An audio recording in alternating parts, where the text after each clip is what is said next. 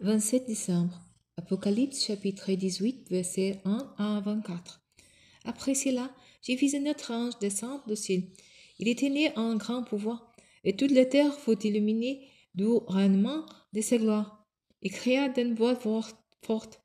Elle est tombée, il est tombé, la grande Babylone, et elle est devenue un hôte des démons, repère de tous les esprits impurs, repère de tous les oiseaux impurs et détestables, que tous les peuples ont bu le vin de sa prostitution furieuse. Les rois de la terre avec elle se sont livrés à la débauche, et les commerçants de la terre ont fait fortune grâce à son luxe démesuré.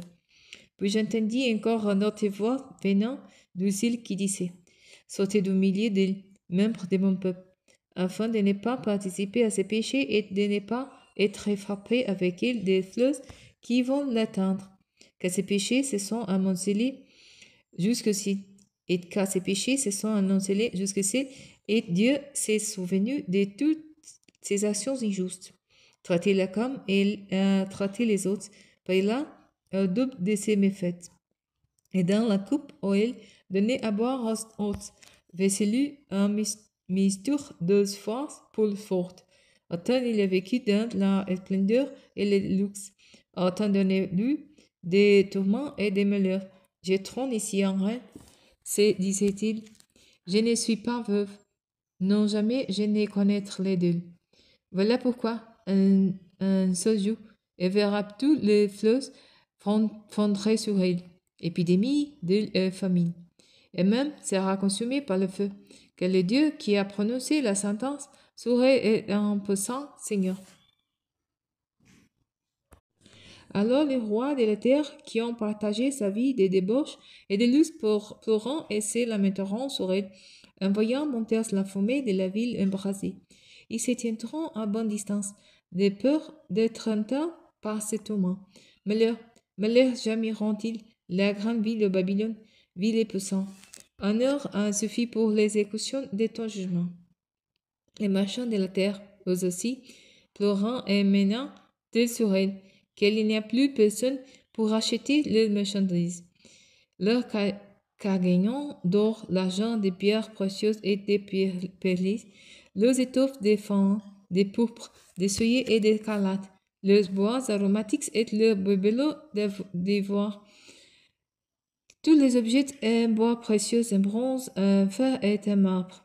La cannelle et aux épices, les parfums, la myrrhe et l'encens, le vin et l'huile, la farine et les fromages, les ovins et les bovins, les chevaux et les chariots, les corpes et les armes des hommes.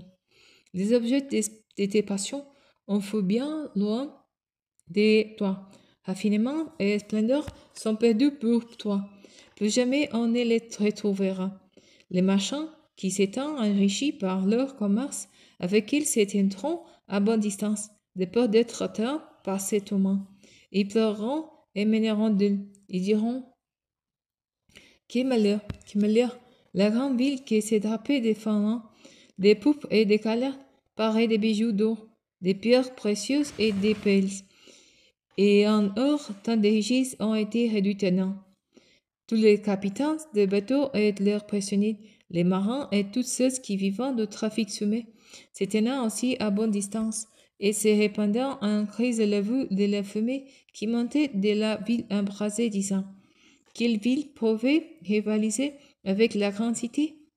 Ils se jetant de la poussière sur la tête, ils se criant, pleurant et se lamentant: malheur, malheur, la grande ville, dont la prospérité avait enrichi tous les amateurs des mers. Un heure, elle a été réduite à néant.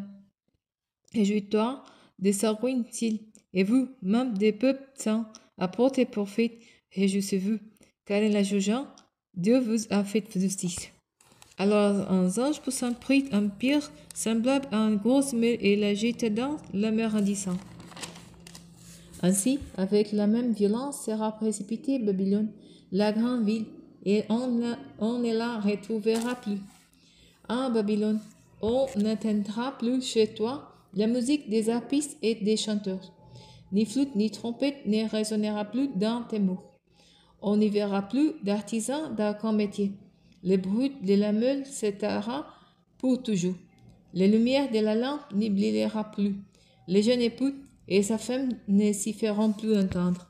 Tout cela arrivera parce que tes marchands étendent les puissances de la terre, parce qu'avec tes sortilèges tu as trompé tous les peuples, et que chez toi on a vu couler le sang des prophètes et des membres du peuple saint, ainsi que tous ceux qu'on a égorgés sur la terre.